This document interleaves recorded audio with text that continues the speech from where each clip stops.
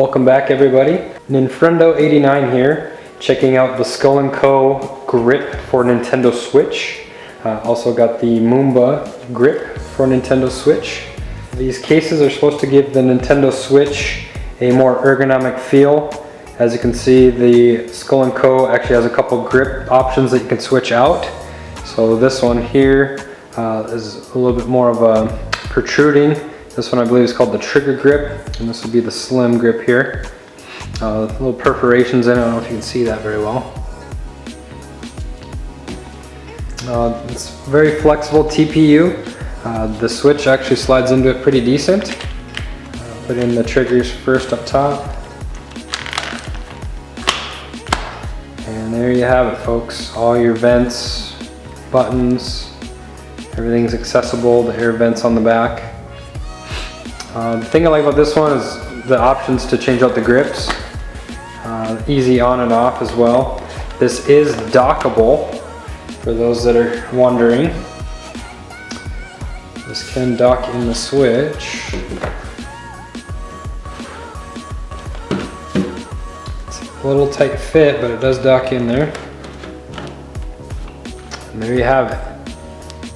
It's in there like a glove. She don't wiggle much. Cannot do that with the Mumba case. Just goes right out. Now some people may have a little bit tighter fit because sometimes the heat will warp this plastic. As you can see, it's bending there. Step that aside. I'm going to go ahead and take this off and throw the Mumba grip on there. The other thing I would like to mention about the Mumba grip that I don't think anybody else has on YouTube is taking it off is quite a hassle. And it actually has separated some of my plastic here. I want to see it's loosened some of the screws. As you can see, I'm trying to see the innards of this. I'll get a little closer for you guys.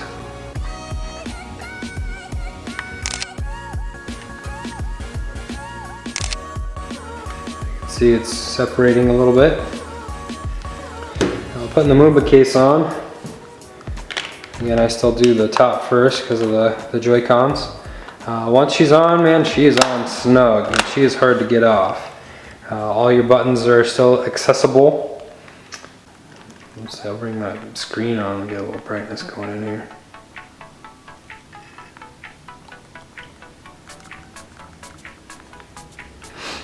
So there it is. The only thing I don't like about it, there's no protection on the triggers either. I do like the material, it's not as flexible, it's a little more dense, if you will. Still got your air vents on the back. I like the grips. It's not as protruding as say as that Skull & Co.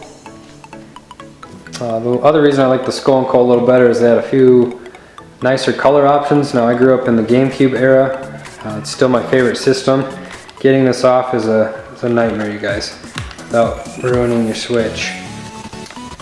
Pull that off without ruining it. See, that's where it kind of catches and pulls that plastic, so if you know how to take it off, you're in good shape. My buddy Will has one of these too for his kids, and they can't dock this, so when they want to play docked, he has to help them take it off, you know, because they're a little bit younger audience. However, I do have both. I recommend both.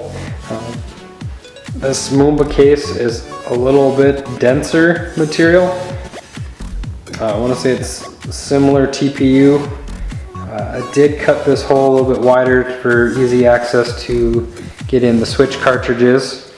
So if anybody's wondering, they do offer this in a few different colors. This GameCube scheme was basically a limited edition. I don't think they offer this color anymore. They've got like that spice orange now. And they do offer a couple cool options to add a little more GameCube flair. You can stick these on with the 3M material.